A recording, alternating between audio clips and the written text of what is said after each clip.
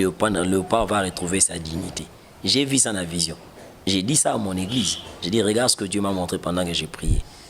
Pendant que j'ai prié, et je l'ai dit. Donc pour Moka, moi je crois que ceux qui battent on dit maté bon qui se rappelle mon tout dit maté ils a libre arbitre à robot à koboya ils a choix naé qu'on dit mapé za choix l'église banga bazali je crois ceux qui peut bazana ba vidéo l'année passée nzamba isenga Dieu m'a parlé clair que pas un signe et on la sa mboka na biso be événement ya makamba malamu ils a ba mbisi ba robima na mai misuba za mbisi ba kufa ba bimaka na mai wana kasa inde sa mbio mtolobaki benga ikasa nzambe mtolobaki ah oui nazamu memi mutalo maloba nzambe j'ai dit ça année passée que année oyo ekozala na fleuve na biso mai mbisi mekobima na mai tout ça ba kufa oya bomo ba eza signe et au lac j'ai lu dans les livres, j'ai prié pour le Congo. Mais cette année, Dieu m'a montré, dans mon cheval blanc, il y a prophétie, il y a vision que Dieu m'a montré. Dans mon cheval blanc, dans la robe blanche, à carte Congo, mais robe n'est pas mesure Congo. J'ai prié Dieu. Dieu m'a dit, c'est la paix durable et l'émergence de votre nation. Et Dieu m'a montré les léopards, afin le Niamaya léopard, afin d'un trône.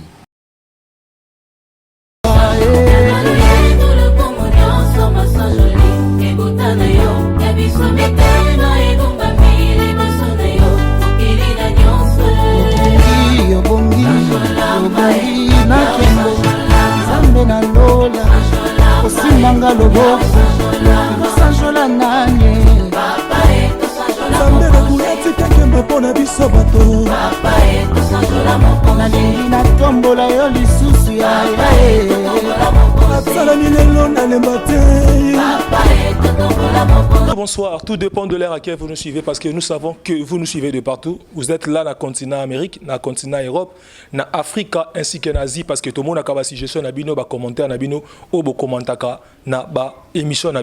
Tout le monde au travers de cette chaîne Vision News et Télévision dans le cadre de notre émission, votre émission, na Komboya, le paix que tu as. Tolobaka awa, toyebaka mingite. Le kola Biblia et moka talisi biso, vous prophétiserez en partie. Cela veut dire, ozala mosala nzambe opela kalolenge nini. Oyo yebi wana izakaka le peu. Une petite matière au nzambe atena kat na biso. Mais cette petite matière o ezali très très importante. Yango ezako sala et à travers cette émission to bénéficier na yango.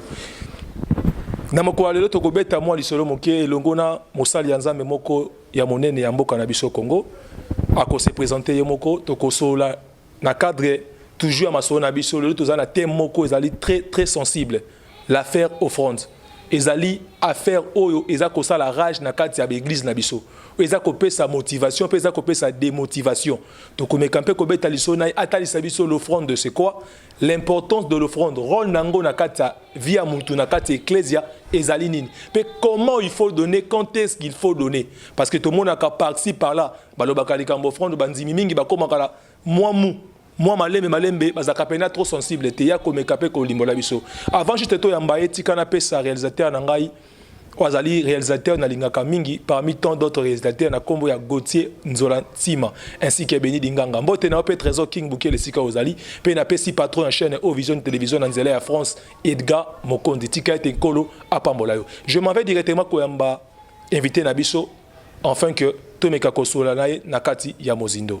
Je salue mon invité papa nangai mbote na yo mbote to ekokuta awa tozana posta ba abonné na biso ba téléspectateurs basila daba ko yebayo nga kombo nga pasteur Hervé Kiobo naza pasteur ya église Cité de Lumière isa communauté et moi nga naza na extension ya limité extension limité le collaborateur qui pasteur Hervé Kiobo ezana yende to kobeta lisolo pasteur to sepeli malamu ko yamba na kati ya plateau na biso na kati ya émission na biso na kombo le peu que tu as moi impression na par rapport yango moi naza content nebo ya mbinga je sais que ba mission est belé na YouTube mais plus comment la mission que le Nzambe parler de la part du Seigneur pour aider le peuple Nzambe c'est vraiment important. Donc naza vraiment na esengo la mission na bino. Oza vraiment na esengo merci mingi. La première question na biso to que déjà rapidement pasteur affaire offrande. Avant que kota na Mozindo, j'aimerais justement définir biso. C'est quoi l'offrande? Oza vraiment définition moko simple claire oyo bato ebele bayebaka te. Offrande est un don qu'on donne à une divinité, soit à Dieu, au saint ou à l'église. Car à chaque fois qu'on parle de l'offrande, c'est que c'est un don qu'on donne à une divinité, qu'on donne à Dieu, à l'église ou au saint. Pasteur Olobi, réponse moko simple, mais non compliqué. Quand on dit don, c'est une divinité. Selon la divinité, comprendre déjà place na commis. À un saint, na évité. Ce qu'on dit, c'est comment obligation et offrande. On te peut ça na pasteur. Pasteur, c'est une divinité, to baza basant. Bon, tant que Olobi n'a définir, il y a à définir offrande. Na définir d'abord offrande, donc dans le sens na la définition. Pour moi, là qui va pasteur peut se retrouver dans 4, mais na mon inde va se retrouver. Il y a un moment na tout ni comme tout na. Offrande eza don ofopé ça nzambe kaka nzambe te fopé ça pe église fopé ça pe bassin. C'est pourquoi offrande eza na ba sorte nebele sali tant on va expliquer ba sorte offrande net rôle to relaxa o ya nzambe relaxa o ya basantu relaxa o ya église relaxa o ya nzambe o ya basantu o ya église tokoba. Est-ce que papa oyebi que offrande eza ko sala rage eza ko pe ça passi. Je dis ça pourquoi? Parce que moi je comprends au moins qu'est-ce que l'offrande, mais tout éclaircissement pour tout expliquer au peuple de Dieu. Pourquoi l'église tant comme à niveau offrande comme malidi? N'habité pour balinga copé ça tout pour ça par rapport est-ce que c'est obligatoirement que mon tofa fait offrande? Bon, il y a une chose faut bande qu'on a vu sur baïba, stone aux allons nous payer un païen ne donne pas l'offrande parce qu'il n'appartient pas à une église, ça c'est un zambété. Offrande na Bible étant tous offrande na Bible eza déjà na origine na Bible au Bible ezoba na bana Israël nzamba zoloba on se présentera pas devant l'Éternel main vide. C'est-à-dire à chaque fois que tu viens dans la présence tu dis déjà dans l'ancienne alliance ezaki déjà le rôle à kimoro faut oya ko se présenter dans nzamba offrande. Lelo bana nzambe o baza ko se sentir lésé parce qu'on parle de l'offrande ils ont un problème du cœur. Ils ont un problème to comprendre dans nous sens to église pour na baon mais déjà quand on fait partie d'une communauté on fait partie d'une église les alogos aux moins na Israël ba pe sur ordre nzambe ya présence na boko pamba ti ningo ya maboko pamba c'est ça déjà les problèmes c'est-à-dire bazo ko lité na eloko eza déjà il faut isa la bongo c'est ça ce que je peux dire papa na maloba toujours na yo to zonga mama ke lobi un païen peut sa offrande te to simana wana. Moi, mon cœur, définit c'est quoi? C'est qui un païen? Parce que tout le monde a fait tout na balabala basambi la gâté mais je m'en bouyani na ke pray. Aza païen tout andengeni. Tant qu'on un païen on peut s'offrande te. Mais tant qu'on y a une église peut on n'a pas le capé on a ndengeni a chepo offrande. Pour na yo tant lobi un païen peut ça à cause peut s'offrande te pour azo partir une église te. Ozomo on a païen nani. Qu'est-ce qui est un païen? Ozo définir comment? Bon, question on a c'est pile nango parce que au tunga un païen mais na bande tondo parler sur l'offrande il y a une question ba na nzambe. Ezaka sous terme dans sens moi bon par rapport à maloba na yo. Déjà dans la Bible quand on parle de païens c'était quelqu'un qui n'était pas non juif, qui n'était pas avec mon Christ avec mon Yuda mon Yudate. Que évangile tant que bandi c'est lui qui n'était pas juif évangile c'est pour pas juif. Parce que c'est ba nation surtout ba bando benga païen. Les lots tant tous benga païen mon toi ya mié souté. C'est-à-dire quand on t'appelle parce que tu n'as pas cru au Seigneur, je suis comme Seigneur et Sauveur. C'est-à-dire yo aux âmes pagano, c'est-à-dire tu n'es pas le Seigneur dans ta vie. C'est lui qu'on appelle païen. Et quand moi je dis un païen ne donne pas une offrande, c'est-à-dire la ronde ici qu'il faut tout expliquer l'offrande. Okay. Tout ça que vous présentez par nzambe. OK. Un païen ne donne pas l'offrande. C'est quoi? Moto ambié souté. Avec na kati ecclesia. Na souka prière boko yambisa Yesu. Mais avant qu'on commence na souka prière yamba Yesu. Donc, ça a service offrande. Azan a droit. Il y a offrande. Non, quand je parlais na coupé ça offrande, dès que tu question liboso, qu'on se référait dans une église, pas dans Nzambe. Maintenant, c'est pourquoi j'ai dit un païen que je disais après son offrande, c'est un païen qui a un billet souté à une église. Mais quelqu'un déjà qui vient dans une église, ou à une église, même si il est païen, où il n'a un billet sous tes temps, il n'a pas d'église, il se conforme d'abord à tu dois te conformer d'abord. Mais même si au PCB offrande, au PCB offrande est comme si on en Au pays, si offrande parce que tu as participé dans un culte. Mais comme ils sont en Nzambé, tu participes dans l'offrande. Mais participer dans Koko Maman Nzambé. C'est pourquoi j'ai dit un païen. Parce que païen, on a précisé ça. Ouais, il y a mis souté, il y a rappelé dans l'église. Mais ça, déjà, comme ça, la païen quoi une église. L'église a comme rôle, il y a un ça est païen, comme il s'est mon Nzambé. Et dans le parcours, comme mon Nzambé, il sera obligé à respecter ma rambo Nzambé Basala. Merci beaucoup, pasteur. Je crois que tout est clair. Toko Tasko dans Mozindo. Oloba qui va sortir offrande. Tu me kako défini ba sorte offrande. Papa moko a telemi un pasteur homme déjà telemi liboso. Il y a qu'une offrande il y a 10 000 francs. Il y a 50 000 francs. Ils avaient qu'à parmi ba sorte offrande au kotangela biso awa. Nzamba lobi na ngai moto moko fo aseme 500 $. Muta 500 $ abimi misatu. Papa wana fela lo bakemi balé botika la po nzamba yebisa nga 500 $. Surtout éviter offrande comme kokoma moyen moko boye o babengaka bako babenga lelo l'église ba boutique moyen moko pona biso ba sala nzambe bino ba sala nzambe bo dépouiller ba na nzambe ou comment parce que mingi ba beta mabaku na kenda église wana te pona ba offrande be na ko tanga ba église te baza na 7 paniers beke na tanga kala peto ko ba pesa offrande mingi mais lelo oyo to koma na temps de la grâce offrande sorte offrande yo ozomona ngondengeni. Vous savez la question d'offrande vous présenter une offrande comme bongo. Mais lorsque nous prenons la Bible, d'abord origine et offrande, nous avons une offrande comme eloko, nous avons une offrande, logo là, corps, au Romains 12, offrez vos corps, on nous présente offrande comme Christ. Il faut que vous voyez maintenant offrande, offrande, voilà eloko, voilà mbongo, autre ça ensemble. Offrande na Bible, na Nouvelle Alliance, et ça na montant fixe te bakateli mutu. Ce qu'on appelle d'offre wana kataka mbongo wana c'est que ça. Voilà, obengiango wana obengiango appel de fonds ou appel d'offres. Ça appel d'offres de fonds na bango balinga ça par rapport à objectif balinga ba atteindre. Mais ceux qui va associer Nzambe par exemple, associer qui Nzambe, par exemple Nzamba lobelinga imuto pesa 500 $. Je n'entre pas na idée na ye, je n'entre pas na message na ye, on les a nengi ayogela Nzambe. Mais dans la nouvelle alliance, il n'y a pas un montant fixe parce que dans quand tu vas sortir offrande, tu as une offrande pour la maison de Dieu. Auteur européen ça chaque fois pour le fonctionnement ya musala Nzambe, de forme ordinaire. Ça offrande d'abord au monde. On donne pour les gens, les indigents, les gens qui souffrent. Tout ça, offrande des actions de grâce. Par rapport à quelque chose que le Seigneur a fait dans ma vie, je reconnais la valeur.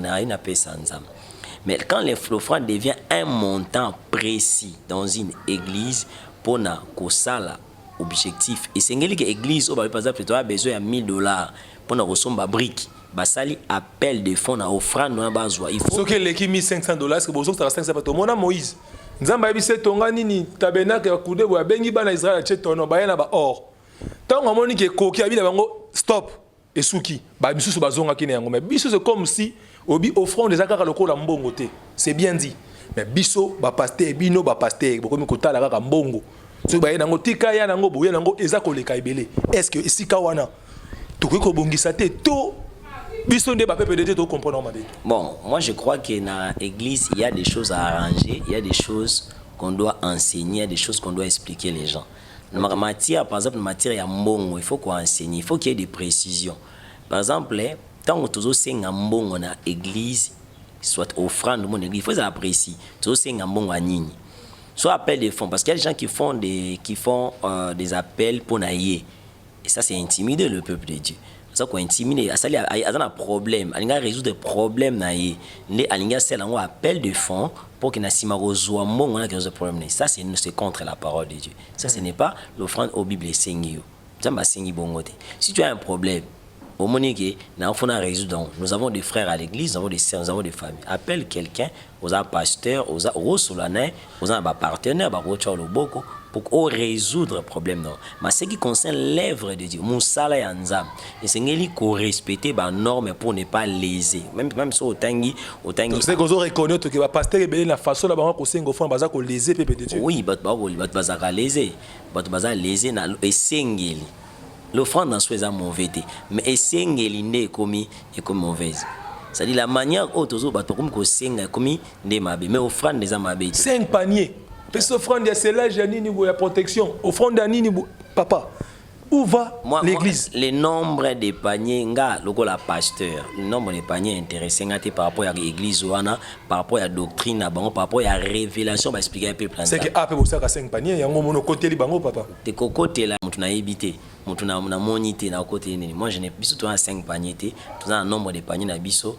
Ils ont l'église na biso mais na côté li mutuna éviter ndengeni mais seulement que l'offrande na bible ko senga offrande demande offrande des amabete et sengeli et ça le rôle là l'homme n'est bon mais mutunde ma société BBC akumuntu akomi mabe mais mutuna nature est-ce qu'abota même abete abota criminel dit mais est-ce qu'akomi des criminels c'est-à-dire que l'offrande des amabete et sengeli ba modalité ba kambande to komi comme offrande comme mabe c'est que tant que ba offrande des amabete cela veut dire ba modalité comment donner et offrande déjà au fond moto le ngwananda kuna ko tiko offrande na kata maison de Dieu tongai pasteur il faut na ndango na kata ndako. Bon, on a 3 questions. Liboso, comment donner? L'offrande, il y a l'offrande. Il faut que vous voyez, quand la Bible parle dans 2 Corinthiens 9, quand l'apôtre Paul a expliqué l'offrande, la Bible est claire. Que Moutou a fait ça, selon a résolu dans mon thème, comme a résolu dans son cœur. C'est-à-dire, on a une moni, faut na ça, na ça. Et puis na ça par rapport à moyen nanga. Le riche donnera comme riche. Tout le monde a histoire, il y a Christ avec la veuve, ou après ça, 2 pièces de monnaie. Après, si il y a Zaki non, riche, peut après ça, bon, Bazaki non. Donc, l'offrande d'abord, il faut opérer ça, nengi au résolvaki, nengi au banzaki, au kanisaki, nga il faut n'appeler ça, boy. Mais offrande, babongi ça, on en a. Pour pasteur ya kozona ndako to po yo ya na katekeza. On sont ndako pour l'église. Depuis na église offrande nga yango na memeli nzambe na kepesa. Oyo kanisa. Siko pasteur, makambo offrande o est tellement sensible. Et qui tisi ba na nzambe vis-à-vis même et ba politicien. Sozo comprendre ngo. Na tango kala même to Bible Élysée, prophète Élysée. Mon gouverneur nani Aman alongwe pa na aye vers yena babiloko. Mais to nzamba boye abisete na ozwa yango te atiki mais lelo po mona musala nzamba boya offrande to ba présent o ezale ba publicité comme il passe on est un problème éthique problème éducationnel éthique chrétienne ba valeur pasteur aza révérend c'était aza déjà dans une classe ya likolo za bassesse pour na pasteur ami yo cet esprit wana ko kenda pa ba politicien ko senga ba mbongo même un pasteur qui na TV mutu wana za fo mutu après ça en offrande te est-ce que offrande faut payer ça tout le pasteur au lingi to commander peut ou mais ko expliquer biso non d'abord pour na ba pasteur ba kenda ko landa ba offrande ça c'est manque d'éthique pasteur aza révérend aza un titre élevé pasteur aza un rang likolo c'est-à-dire pasteur Rolanda député te Rolanda ministre te comment Rolanda ils ont manque éthique. Manque éthique. On a souffert. Christ m'a souffert. Tout biso ba chrétien m'a souffert. Bon, la souffrance de Christ, c'est par rapport au péché. Autres ça qu'on crucifier Christ encore en retombant dans les péchés. Mais ce qui par mon pasteur, il est mort remis qu'on a d'abord offrande, tout ça, il souffrait. C'est lui qui souffre. A commis à quitter ce niveau naé, à quitter ce ministère naé, à commis à comme niveau à bas. On peut déjà dire que le pasteur a bon, c'est que c'est un faux pasteur. Bon, les faux. On a fait photo et tout parler sur les faux pasteurs et les vrais pasteurs par rapport à ce que la Bible parle des faux. Par rapport à l'offrande. Mais parler les faux par rapport aux offrandes, moi je crois que ce n'est pas seulement les faux, mais c'est l'excès des ailes. Ne pas dire que c'est un faux pasteur parce qu'il a ça qui appelle des photos à Mbongo, tout passe comme le corps soit Mbongo. Mais c'est parce que à excès des ailes, motivation à m'habiller, comme au côté. Il est vrai, toujours dans la logique, tu peux être dans les vrais, mais tu fais dans les faux. Aux dans les vrais, moi vivre dans les faux. Moi ça n'est pas faux, mais tu es dans les vrais. C'est pourquoi moi je ne peux pas dire qu'il y a un faux pasteur pour assigner qui offrande. Pour les acoboma parce que le toko même ko kitisa ndo lobi bonga za ko kitisa. Un pasteur devant un député a ko rasu ko lobate. Mais toyebi ba prophète na tangwa kala devant le roi boété. Roi changé, roi David changé boy mais biso le o ba pasteur c'est pour baza ko la mbongo. Non bazali. Parce que tous dans le contexte ya Congo, contexte ya mboka na biso, na ba mboka o ba pasteur baza en autorité ya makasi, les politiciens ba banga ba. Et ça par rapport ya ba bassesse oyo mutu azana ngo ba manque à valeur, ba anti valeur eleki, excès des ailes, azo croire que son mutu ba bengi excellence à lekinga. On a révérend, il y a excellence à lenga, il y a ba titre honorifique. Il est honoré na titre na grade na grade mais na ko se rabaisser na niveau anate pour na landa offrande to na 5 offrande c'est pourquoi on a généralisé pour dire que bah non mais il peut être dans les vrais mais il agit dans les faux. Il faut te corriger azonga dans les vrais pour dire que la Bible ne dit pas ça. Mais Bible lobi sur le paie sa offrande pour la lobby isengeli a bongisa oyo aka oya bongisa kinda ya pesa et puis a pesa ngona esengo. Mais ceux qui déjà a bongisa gité et puis bosengi mabe a pesa suna esengo te. A comme ko pesa soit par un intérêt pour yoka ki ba lobaki ki soko pesi okozwande boy. Il a intérêt ou a motivation et c'est là où est poussé l'église et continue à terrain à manipulation par les offrandes. C'est ça la manipulation. Ok, tu as toujours l'offrande de Kaka, notre pasteur. Où il faut donner. Chez qui il faut donner. Comme je suis là dans un offrande, il pasteur n'a pas offrande. Est-ce que Ezamalam Tomabe? Deutéronome chapitre 12 verset 11 à 14, la Bible dit tu présenteras ton offrande au lieu où l'Éternel a choisi. Et dans le verset 13, Dieu interdit de tous les lieux qu'il n'avait pas choisi. C'est quoi papa? Est-ce que tu as dit que le lieu nous avons un pasteur et par rapport éthique. Na député wana a sol sangate parce que na offrande na été. Pasteur comme ça l'appel il y a offrande ba ko pesa offrande. Mais la Bible est tellement claire.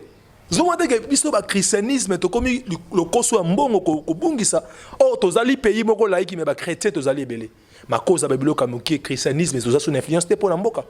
Bon moi je crois que éthique ne bomi biso plus pas christianisme je peux quand même dire certains chrétiens ou pasteurs francophones pas vraiment chrétiens parce que le christianisme est fort. Le christianisme est ma casse. Le christianisme est homme riche bazali. Le christianisme est millionnaire, milliardaire bazali. Mais éthique né, oh valeur, éducation chrétienne. Oh fallait monter école. Les alors là monter là que ko komate, abandi akotanga na ko komate, azu appel, azu vision comme Moses na Nzambe. Aibika kotanga na ko komate. Donc oye bangote a prier. Faut ça na monter tangelage. On a commis pasteur, mais l'église est comme nous avons besoin de gestion. On aura besoin de gestionnaires. C'est éthique n'aime te bomi église et bomi bandeko par rapport il y a ba valeur à poser, ba fondement et faire asseoir sur l'offrande, sur les données, sur l'argent dans l'église. Mais les liens pour donner l'offrande est choisi déjà dans la Bible. On donne l'offrande à l'église. Mais comme j'avais dit, il y a des offrandes comme les aumônes. Dans une sorte d'offrande comme les aumônes. Bon, au roki koya couper ça na église qui ne couper ça, ba beli ba dans hôpital. To au koki okuta na pena mutaza ko souffrir. Nous ba tozora ba appel muta bengi biso ba kangi na omeko ba bengi ba tozana ba malade ana omeko faut ba futa ba mbongo biti ba pesa biso numéro na bino. Pas mututel. On passe na omeko talité ba nani intel et tout tozana ngo on paye na ba tout ça qui na te faire somo ba kisto sombi biso to yebiki eza omon to pesi mbongo ya babola bato bakopa ba indigent baza pauvre quoi osoma mi kisité voilà mais offrande il faut to pesa na église eza destiné pour l'église alors wa pasteur na pasteur on a goté mundi mais apesi ngai 5000 francs na pasteur offrande na ngana olia ngote funa otiko na église offrande funa to na panier l'église nde ba rôle na chaque église bazana et logo ba sela offrande mais on a lié offrande na yé les amours on a ça mabe pas nzambe j'ai péché c'est bon pasteur ezani bon pasteur ça dépend de l'église et mon est il abaki ça bon pasteur alors offrande parce que la définition offrande batangi pasteur te balobi au saint et puis balobi à l'église et aux divinités merci faut que ça abiki na pesi pasteur bana na église ba yebi so yo pesa nga na bureau na autour nze ya nini so bi église na bengi secrétaire na nga ya zion so bi a une nation. Merci beaucoup. Toko taskona mozindo sikoyo makasi. Papa moko en Australie na pesi mbota benginga. Na même na ba message na je crois. Na ko lakisa papa alobi prophète est-ce que bino kuna prophétie ko makaya mbongo. O pesi mutu na problème boyo ka offrande na yo. Scellé. Ce ka offrande papa bondela na za ba difficulté. Ah bondela pona été. Ce que to ebité. Tant on lobi offrande ba aumône avec l'âge. Dès que mon konzamboka ba te belé ba tu ko so vision pour naïe. Tant a komaki na pouvoir, je crois qu'il y bien. Vision pour konzamboka le chef de l'état lobby faut cha offrande naïe. A kopé sango nani, muta pesi vision to ndengeni. Po ba to mi makoma, do leda di ma konzamboka. O leda di ma sénateur, je ne sais pas. Papa, mais quoi éclairci biso avec c'est l'âge. Bon, on a les prophètes, ça peut si prophétie, mais il faut monter sceller prophétie. Tout ça, le prophète est ancienne alliance et la nouvelle alliance. Yes. Bande qu'on a vu ancienne alliance, on a la prophétie, la verset 1 Samuel. Oh, donc ancienne alliance. Quand tu viens chez un prophète, il faut qu'il y a toujours quelque chose. Nous sommes déjà dans le temps de Christ.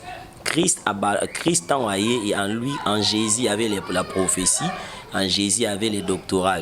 Mais Christ n'a pas fait son ministère basé sur l'argent. C'est-à-dire, le ministère de Christ est basé sur moi. Mais c'est trop fort financièrement parce que TKE, Judas, c'est qui caissier. Bon, ministère d'abord, il y a Christ. Ils ont appelé bien que le bénin mais il y avait des arimakasi. C'est là j'ai la guité. Mais les lorsqu'on c'est là j'ai comme makasi donc au Tibet. Non, ça il y a un lobby. Donc objectif à atteindre na ologo tozo senga n'est un problème. Soki prophétie nangai pona sakola. C'est-à-dire il faut opérer ça mbongo là que je quitte la Bible. Dans l'ancienne alliance. Parce qu'il n'a pas voyant ma bonne pas battre. Dans la nouvelle alliance, on a besoin de au sakola ba pe son bongo. Nzambo a benga aux tu es dans les 5 ministères. 5 ministères est différent dans prophète et ancien testament. Je crois réalisateur nanga yebi. Mon réalisateur connaît vraiment parce que maman moka benga pe na Canada. Na miss na maman Véronique na pe sous mbote. Alobi nanga to sele mingi. Na habité na mécanon nzambe parce que je n'ai pas ça une émission dans une chaîne équilibre. Je parlais, naza convaincu na soana au prophète. Na sele mingi, na sali mingi na koti Canada 20 ans mais naza kozwa documenté. Na habité soki na sele nini. Na so Nicolo ba était scellé, na habité je vais prier. Nzambe asunga yo moko nzamba ko toucher yo. Misusu kuna osali mabe, misusu kuna osali mauvais. Na habité c'est l'âge wana ndeto vanda na c'est l'âge. Bon, ko motivation ya c'est l'âge. Des problème. La Bible batu ba cela ba pesa dans l'Ancien Testament dans le Nouveau Testament bazaki motivé par les prophètes ou par Yemoko. C'est ça le problème. Maman wana yé bané ko tinda ya sele to yé pas cela ka na pesi bazo tinda ya sele pesele ko boy. Mais ana a cela avant a cela ba senga ka été.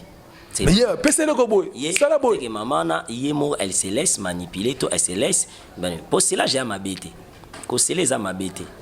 C'est là que sele za mabete, ko sele par prière, ko sele za mettre za lokola oza ko mettre oza ko arracher une bénédiction qui est à eux. Même toki na monde même toki na domaine spirituel, opération dans domaine spirituel, même pas nganga. Adoki pas nani. Okuta batu ba pratique ou ezaki on laisse une offrande ou on scelle ezali parce que c'est un domaine spirituel. Mais tant une église ko sceller par exemple pour ton mariage, ça m'a bêté. Ko sceller pour na obota, ça m'a bêté. Mais il y a les choses, il a dormi balé. Ozaki motivé parce que les prophètes alobaki, ce sont prophètes alobaki, est-ce que est porté qui foi katina yo? Ou parce que c'est moi tu voulais donner parce que et là que ça ko sala que c'est l'âge na yo wana ils ont impact na vino et ça soki écouter un peu na kondima katino par rapport à mambaloba ko célébrer pour l'entreprise na ko célébrer pour l'entreprise na yo donc mboka pe Congo ko célébrer oui ko célébrer c'est Congo République démocratique du Congo président va payer offrande pour mboka pe ça mais il y a déjà un pays où Afrique déjà le président moi a décidé qu'il va payer offrande na mboka c'est qu'on a Congo président de la République a payer offrande mais il y a problème il y a problème il y a associé il y a mais faut pas offrande président de la République a payer offrande pas pasteur Hervé Kyobo tala dégâts ba pasteur de boyola boyola ngapwani offrande na mboka so président lobby offrande na a choisir après ça je donne l'exemple après ça par exemple une église na cité après ça Abibia yo pesa na église cité c'est une église locale cité de lumière après c'est église cité lumière après c'est église à Congo après église cité lumière mais sur bien après c'est église Congo ni pesa offrande na église là il faut ba église ya Congo et sangana et fana pour recevoir offrande ya chef l'état nga pesa pona église ba on est ba oyeba ba ko départager mon wana ndenge nini mais soki président bien ko pesa on église na ngato ya yo eza église na bino eza ya église na biso mais ça pe ya pasteur te eza offrande apesi na église anda wanzambe ba pesa on ba c'est la maison de Dieu d'ailleurs bino ne boyeba boko sala nini boko tonga nini mbongo président apesi mais soki président lobi ki offrande oyo nazo pesa on église ya Congo ba église ya Congo ba osangana ba benga ba représentants des églises boyo kani bofani bino boye ba mbongo président apesi na église ya Congo to sala nango nini siko soki mboka République démocratique du Congo il faut payer sa offrande de lobi ke ba c'est la pour entreprise pour na libala pour na nini be République démocratique Congo ça ba problème ebele to ko payer sa offrande d'abord trois priorités pour na yo offrande na domaine nini mboka na biso epesa offrande moko boy nzambe afongola peut-être domaine boy afongola domaine boy mboka na biso Congo po na yo trois domaines moi je rends déjà grâce à Dieu déjà Congo to pesa offrande na Israël bagino c'est président po na ni na Israël po na ni na Congo na pesa exemple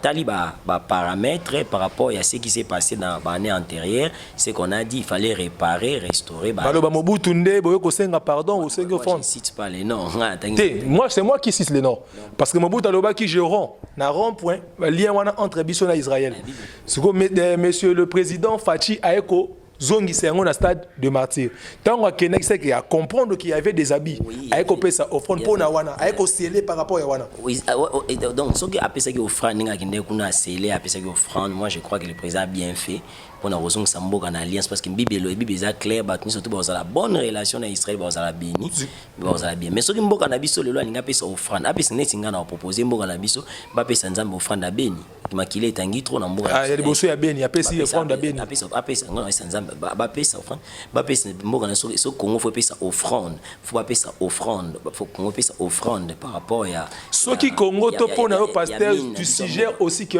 Congo pesa offrande a pesa offrande par rapport à mine na biso mboka Congo balia ngote kendara libanda donc Congo par rapport à Beni offrande par rapport à mine apesa nzambe to pesi offrande na église mine na biso bana mboka ba ko maolia apesi nzambe offrande ya misatu ya miso apesa offrande pour na peuple congolais surtout bazala ba vivre bien ba bonga na vie parce que ni to salité ba to bazoko le la force c'est moi ba ndeko ba landa ngai ba ko limbisa ngai mso parole na ngai osala un peu dire osala un peu difficile ko sambela ekomi faut ekomi ko telengana non nga vraiment naza ba singa excuse ba landa nga c'est imprudent obisa na nzambe so oza chrétien ni salité. Oh comment ça pasteur? C'est imprudent. Abi faut comme côté lengana.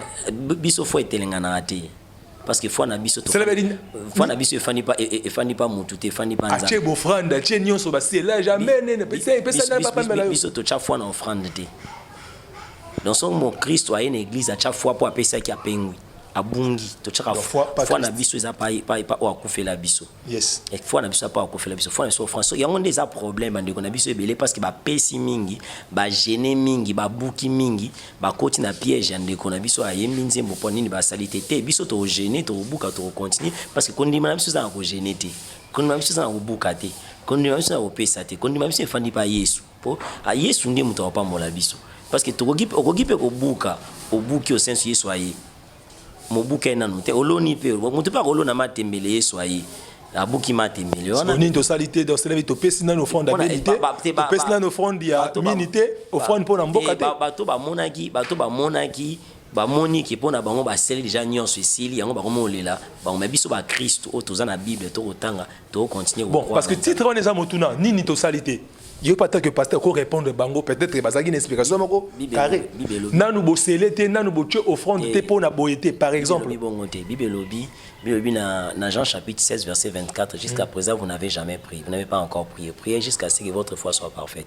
Jésus dit dans Luc 18 vous dit prier et ne point se relâcher ça dit biso bango ba komi ko se relâcher yango ba lobby nini ba salité parce que ba lembinde biso ndesko to lembite parce que Bible lobby na Isaïe c'est qui se fatigue les jeunes gens se fatiguent les adolescents se mais c'est qui se confie à l'Éternel il les renouvelle leur force biso to na race ya bato ba tel nzambe nzambe zo makasi nzambe o mema bango lisusu soki na pesa ki na ne passé na opesa ne kopé offrande l'église na pesa principe ya Ecclésiaste alobi tant que le ciel est rempli il y aura beaucoup de pluie nuage non so étonné ça l'aura mabele soki le tolonaki masangu tobite année prochaine tolona esu te top mabele pe epese lo côté panza me pe za ba principe on nzambe sa établi ça dit soki yo po okati ko pesa poni ni osalité panza me obuka pe sute par exemple ko pesa na yo yango te muteko epeso libala parce que Christ nous a racheté Christ libala tozo on te pona offrande tozo ngo pona Christ mais ne offrande nanga eza ko lakisa ko ndima nanga ke na croire ke nzambe na sele nanga c'est-à-dire na baki eza na démotivation motivation ya muto asengaki yo croire na parole qui oti parole nzambe et puis motivation oyo moko lokola ananga moko na bisi nzambe so ko pesinga na ko pesa to nzambe na pesi nano. C'est ça le problème na kati église na biso. C'est-à-dire batunde bakangi na ba fan na point ya ko basenga bango. Mais est-ce que yemo pesi azwa motivation ya ko pesa nano yemo? So pour se basenga ki osimite bible le sème le matin, sème le soir, tu sais qui l'aider réussira. Donc so pesa ki simite continue, mo lo penzamba osunge simbezali. Merci beaucoup Toza Koba Nin to salite alobi soki osala kite continuer Koba. Alobi na trois choses awa mboka na biso Congo to pesa offrande pour na beni. Eza ba suggestion na ye pour na Nzambe a restaurer kimia ekota na kati ya ville ya Beni na kati ya Nord Kivu kuna parce que milinga ezali mingi. Pe offrande muso alobi ete mine. Il est vrai que le bet Afrique eza na potentialité. Mingi Congo ezali Afrique ezali forme à revolver au Congo ezana gâché. Cela veut dire pour Afrique décoller sengi Congo, il faut d'abord se reconnaître. Ngalo baka toujours se connaître ezali ana tout d'abord pour na réussite alors mais ezali livre on a rekoma. Je crois ce qui nzamba songi d'ici là boko zoyango na ba édition ebele ezali se connaître un atout pour la réussite. Yali kambo ya kozana mbongo te kosala boité d'abord isengeli tomiyeba. Congo tomiyebité mini tozana ngo tozana ba richesse nyonso mais toza ko bénéficier te. Tala degré à pauvreté. Donc bandeko ba mini to salité pasteur alobi aza David wana te. So comme na niveau ko zobaka nini to salité c'est que comprendre non makambu te. Donc cela veut dire pas nzambe il faut prier encore. Abi prier sans cesse. Pas lobi to pesa offrande pour na ko swala ete nzambe asunga misala bana Congo. Ndoki wana soka za quelque part offrande wana eganga. Parce que yesi pas mi pesa ki mbeka. Ami pesi makila, balobi ete le sang de l'agneau crie plus fort que le sang d'Abel. Ce que pesi offrande tout étant que Chamisu n'est pas Yesu Massia. Je crois que Fondouana Ekoganga, normalement, à l'image de Christ, pour gloire Nzambe et Banakomo Nisama. Tout ça, qu'on a l'émission na biso, tout ça qui bongona pasteur Hervé Kyobo. Ce qui au Koutibiso na Katikati, tu rappelles au Mamoké, tu as bêta par rapport à faire offrande. Pasteur a décortiqué dans le Lengue Nyonso, dans le Lengue Belé. Déjà, je t'invite aussi au Motozaliwana, au s'abonner, déjà partager vidéo. Ceux qui peuvent nous s'abonner, abonne-toi parce que il y aura tellement de vidéos pour ne pas rater d'autres vidéos qui s'avèrent très importantes pour notre épanouissement parce que l'actualité dans la cas 100% à la page. Donc quand tu as maintenant la deuxième rubrique Nabiso, avant que tu aies d'abord mbote na Arlette Vumbi, puis la blonde de Kanambo Afrique du Sud, na pesi mbote pe bon rétablissement na Esther Mwinga, Nzambia Sungayo, apeso pena makasi ainsi que na Julia Motema Gauthier Nzolansi, ma joyeux anniversaire parce qu'à la tête de fêter anniversaire. Deuxième rubrique, prophétie. Je prophétise pour mon pays. Parce que ton limite que non, tant on Nzambe a ponio, pona éclèse naye. D'abord éclèse tant on rebâtit en ezala dans un lieu. Lieu wana ezali mboka peut-être XY. Habité. Yozali représentant Ozali na charge à Cité des Lumières, extinction awaya limité Salongo. Est-ce que déjà nous avons le pour Namboka? Bon, le la pasteur na Samuel abona mboka. Je crois que nzamba lobela ranga nzamba lobela nga déjà pour na Congo. Alobela yo nini? Na banda déjà na ko sambela belé pour na mboka. Nzamba lobela nga pour na Congo ba de ma belé hein pour na mboka par rapport ya au salama. Donc mabeko ya mingi abiete mboka ekobonga te fotika na yo vraiment bandeko baza ko continuer ko croire que mboka oyo bonga te ba excusenga baza loin mboka côté dans la terre au bonga du point de vue prophétique du point de vue spirituel il y a beaucoup de choses échangées dans mboka na biso beaucoup de choses échangées dans mboka tout ça c'est un grand pas spirituel mais parce que bandeko balingande ko monati ndena ba monité yango bato ba croire te moi j'ai dit déjà bandeko baza bazolanda biso to bandeko bazo za croire ba génération oyo de biso to vivre makama malamu nzamba lobako na mboko voilà kana président Fati to président zako ya 2023 élection nga na tangi mambo ba président te na tunika peut-être ako zape na deuxième mandat na habité kaka na air oyo to parce que biso mito ki maka la prophétie c'est là kaka yo kisama bakouk attends seulement fidèle au poste mais to za na na précision kaka na temps oyo ya ndenga président Fati to élection ya kobima kaka to comment na habité on nzamba lobako moi je parle de la génération prophétique ya mboka na biso génération prophétique en bon il y a changement en 2008. C'est 5e président. Moi je parle de la génération. Je ne cite pas le président. C'est-à-dire général depuis 2000, depuis nous avons annoncé nouvelle génération. Les générations nouvelle race politique, nouvelle race à l'église, nouvelle race dans tous les domaines. Déjà génération d'Abisso pour vivre changement beaucoup. Donc changement d'abord il y a Batou, il y a race, il y a classe politique. Vivre changement. Et puis une génération dans la Bible dire que 40 ans, 40 années. C'est-à-dire une génération qui 40 ans. Oh. Une génération qui 40 ans. Après une autre génération, c'est-à-dire faut calculer déjà que depuis nouvelle génération est bandit. Aujourd'hui na date wana au colgué 40 faut bagé dans 40 ans auto qui depuis nouvelle génération ba tebeli ba bina. Moi c'est cause na problème na bato 40 ans. Pour na koyebisa bango. Wana ezaka koloba na bato bana 40 ans qui ola savoir musapike boza koleka. Ba pasteur à 40 ans, ba ta classe politique à 40 ans qui ba koleka. Wana prophétie nza mathieu ke bango déjà baza koleka. Eza prophétie. OK ngalo no de atika. Eza na siko na vie mboso yeba koleka. Eza prophétie, eza calcul biblique, la Bible papa. Génération biblique génération la Bible ça à 40 ans. Le pasteur a dit Nabal a ministère dans quelle année? Dans quelle année? Calculé au moins à 40 ans. Soit église de réveil, ma père n'a mis sur bandé à ministère dans quelle année? Calculé au moins à 40 ans d'abord. Dans les cas déjà. 40 génération biblique à 40 ans, génération biblique à 40 ans, génération. Il y a une différence entre une génération et un siècle. Siècle à 100 ans, génération à 40 ans. Le pasteur wana à l'équipe à 40 ans, on a un siècle Robert a 2 générations et demi. C'est-à-dire biso dans tout ça boyé, tout ça na Congo écoute na génération et émergence, génération robonga, génération à bien. Et biso ne bo tout ça boyé, bana na biso to revivre en papa o pe baza, o bato nzamba ba Simeon pe bazali. Alors comme appelle âge à likolo mais nzamba ka garder pour que a bénéficier na makambo malama mboka. Mais ce qui est sûr, le Congo déjà écoute na temps prophétique ya robonga. Des prophéties. O nzamba la kisayo, o alobina, o assure que yo moko ke sala. Bon Dieu clair l'église bazali je crois ceux qui peut bazana ba vidéo l'année passée nzamba isenga Dieu m'a parlé clair que pamba signe et on la saki mboka na biso be événement ya makamba malamu eza ba mbisi ba robima na mai misuba ba mbisi ba kufa ba bimaka na mai wana kasa inde sa mbi mutolo bajo benga ikasa nzambe mutalo baki ah oui nazamu memi mutalo bima lo banzam j'ai dit ça l'année passée que année oyo et aux na fleuve na biso mai mbisi me ko bima na mai tout ça ba ko kufa ba bomo ba eza signe et au lac saké ata ba sangisi ba tunyo sonde nimoko ebonga et comme la première bonga c'est pas même ma prophétie claire au nzamba la kisenga et puis ngai moko j'ai lu dans les livres j'ai prié pour le Congo mais cette année Dieu m'a montré nga moni cheval blanc nga moro eza prophétie que la vision que Dieu m'a montré na moni cheval blanc na muto azana robe blanc atatemi kolo ya carte ya Congo mais robe na pe mesu Congo j'ai prié Dieu m'a dit c'est la paix durable et l'émergence de votre nation et Dieu m'a montré les léopards afin le léopard afin na trône et Dieu me dit le léopard va retrouver sa dignité. J'ai vu ça dans la vision. J'ai dit ça à mon église. J'ai dit regarde ce que Dieu m'a montré pendant que j'ai prié. Je l'ai dit.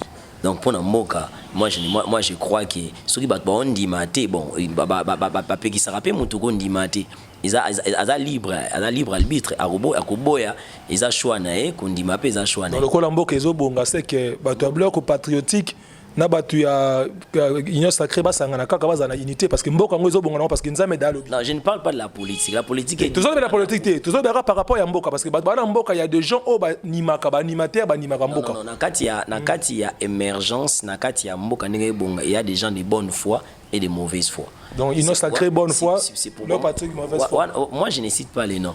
C'est-à-dire que ezaki na kati ezalo rola tozana esika mabe na malamu ezalaka il faut batu musuba za balité contre mabe batu balité contre malamu donc wana yango esali équilibre faut ezala dadi ba parti moi je ne suis pas dans la politique au ba marcher ce qui est sûr avec la prophétie o nzambe sora lobi muto olongola ngwazati sonza mabaki salama et au salama donc biso le rôle ngai le rôle moko ya basali na kati ya église ya mboka je crois que mboka pa makamzamba ola kisa biso so esopo na mboka na biso ebonga et puis génération na biso et vivre génération na biso peu importe le président ou pas. Moi, j'ai ce que génération Nabiso est vivre. Le pasteur a la certitude que génération Nabiso doit vivre. C'est que moi, je me les léopards à retrouver dignité naïe. Yo moto ozana nous rêver bongama. Si tu veux apprendre quelque chose, apprendre. Au tanga loba eteni na salité na luki mosala. Bomba diplôme no wana luka réellement aux ana connaissance en marmosal parce que mboka na biso eko décoller kanaté. Olinga te moi aussi je les certifie en tant que serviteur de mboka o eko bonga. Ezala o ba luki ndenge nini na loba toujours moni monsoka kumbizemi. Atam zemi wana ezana ba complication et bandeli. Mais mokola ko bota complication et les kasusu. Donc pas c'est mataka. Ça veut dire tant ou passe à Congo ndenge telemi boy, ndenge mati boy. Ça veut dire to ko douleur et enfantement. To comme na esika to bota masan joli, to bota gloire, to bota stabilité, to bota makambo malonga.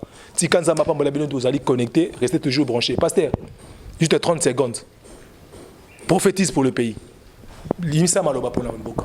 Juste une prière pour la mboka. Vraiment mboka oyo lokola nganga nzambe nazo sambela to retrouver ndenge nzambe alakisaki ngai dignité na biso. Na sakoli que congolais partout dans le monde ozali ou retrouver dignité ou retrouver gloire aux allons honorer na kombo na Yesu nazo sambela pona ba institution ya mboka na biso que nzambe acha ba juste et que ba institution za makasi que mboka na biso tous la capable ya ko soutenir comme on nous a toujours parlé de l'Afrique tous a cerveau tous a gâchette mboka na biso ezo forme ya gâchette mboka na biso ko sala pas mboka na biso eko pambwama bato nyonso to bazwa ba diplôme mletilo bazwa misala te nazo sakola misala egoya biso misala pe to créer misala nazo sakola ki congolais rolia mbongo ya Congo akosela mine ya Congo robonga na Congo. C'est ce que je peux dire. Merci beaucoup, c'est ce que je peux dire. Mboka ekobonga papa déjà sakoli moi je crois que kosala mabongo to ana posa ko réquiser kadimate to ana posa ko landa faulu te ko landa union sacrée parce que tu es nzambe c'est à lobby le col nzamba lobby mboka ebi ndenge ni na ko placer ba pionner pour na mboka ezali lever nous croyons à la parole de Dieu to croyaka na Christ o azali pour na biso Seigneur et Sauveur tikete kolo apambola bindo comme réellement na souke émission na biso je crois que tu étais là na biso ndeko nanga soki okolanda émission ozana ba suggestion tika na commentaire numéro pe WhatsApp ezawana numéro na biso ezali affiché plus 243 89 61 79 841. Tike la biso commentaire no ba suggestion na posa na poser la prière comme la biso papa zali awa akobondela po na yo to komele pe tala maman o akomaki message na ye to transférer message pour na gloire ya Nzambe papa na ngai pasteur Hervé Kyobo to komu kokoma na suka bande ko ba kolanda biso ana posa pe offrande na ye mais azali païen isengi na ye ayamba Yesu akoma mon Christ bongo front na ezala tellement agréable. Le belandeko oyo na vie amabe ayamba Yesu afongola motema na juste prière pour na koyambisa Yesu déclaration exhortation pendant 1 minute 30 secondes ou exhorter bango pe oyambisi bango Yesu. Bible lobi le salaire du péché c'est la mort. C'est-à-dire okoki ko pesa offrande mosumugara salaire no ezaliwa nzamba ebiote offrande ko tsolola te. Qui ne l'église au pays ça va offrande au pays ça va pas passer dans nzambe so ya mbié souté au kota lolate mokonzi nzambe za ya yote. C'est pourquoi qu'on s'est basé dans offrande na yote pour les salis n'est pas dans l'offrande, on n'achète pas les salis par une offrande. Pour avoir les salis il faut croire na Seigneur Jésus comme ton sauveur et ton Seigneur personnel. On est singlo ça la prière ya oyamba so kwa kolomobix no so zolanda biso oza païen. Nous t'invitons à faire cette courte prière de dire Seigneur Jésus, je te reçois dans ma vie comme mon sauveur et mon Seigneur. Je décide aujourd'hui de tout laisser, de tout abandonner, ma vie du monde, du péché. Et je m'accrocherai à toi. Et tu dis à Satan, prends tes bagages et va. Désormais, tu ne régneras plus dans ma vie. Seul Jésus régnera dans ma vie. Dans le nom de Jésus, que le Saint-Esprit entre dans ton cœur et qui commence une nouvelle histoire dans ta vie. Amen. Si tu n'as pas une église, qui est une église, nous sommes tous à Pembe Nabino, selon un pasteur, le na qui na YouTube, na mbagi Yesu nous agi païen, na kei na kota membre église ba robiso nyonso etikali fo sala. Et tu verras au-delà même il y a offrande, il y a plus que ça na tant to koma ba na nzambe. Que Dieu vous bénisse. Merci beaucoup, Bande Tokomi Nasuka, que Dieu vous bénisse. Dans souhaiter, soyez le bienvenu, la bienvenue sur Kozaline de comme moi si. Juste pour te dire une chose, ce qui n'a pas kili, ma caméra sur ça la vie, il y a une culpabilité dans kata motema. aux Akanango parce que tu te dis, tu as tellement péché. Longo la base, Mosala va péché, mon aïe grave, des crimes. Au regretté Ango, mais il y a une seule chose au regretter ta vie. C'est ce que le pasteur vient de faire. Oh, ils allaient koyamba Yesu comme Seigneur et Sauveur. Bienvenue dans la maison de Dieu, aux Ali, Motuesika, Topesio, Matondo Mingi, au regretter Kango te na vie na yo. Tozana Mingi a copé sa yote. Mais Bible le biete, ba sali nzambe o ba kenaki libosa temple moni moto o yebosono avant daki ba ko senga mbon. Habite on est le côté. Mais ce que nous avons, nous te le donnons. Oh, tozana ngo zaki juste cette prière pour na ko transformer vie na yo. Donc, comme il a sur l'émission Nabiso le peu que tu as, qui présenté par moi, votre humble serviteur, le prophète Sed Nzita La Faveur. Je suis le prophète responsable du centre, centre de prière, la maison du triomphe, Ezali Bon, quartier Malandi, 1, 37A. Autobon de la Kabongo chaque samedi de 17h30 à 19h25. Ce qui justement ont un problème, il y a cas. Ba complication na vie ozana bana kindoki biso to lobaka awa bien que na prophète okabola kamabota te bo mabote kabwana lokola a cause kindoki ande komoko kindoki ya mwana moko biso lobi boy yela biso mwana wana kindoki za malali to kobondela pona ye nzamba kokangole pe akozonga na famille tikankolo apambola bino na pesi mbote na yo Gauthier Zolantima na pesi mbote na yo Blanchard Kasanzita honorable na pesi mbote na yo l'honorable Ndembe Kasa Bemol to kutani mbalasima merci.